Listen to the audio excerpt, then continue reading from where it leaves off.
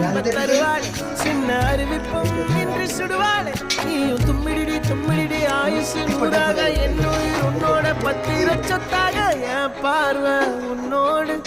உன் பொம்மை கண்ணோடு பேசாமல் விண்ணோடு நாம் நடந்து போவோம் காதாரம் அடியாரும் நான் தாங்க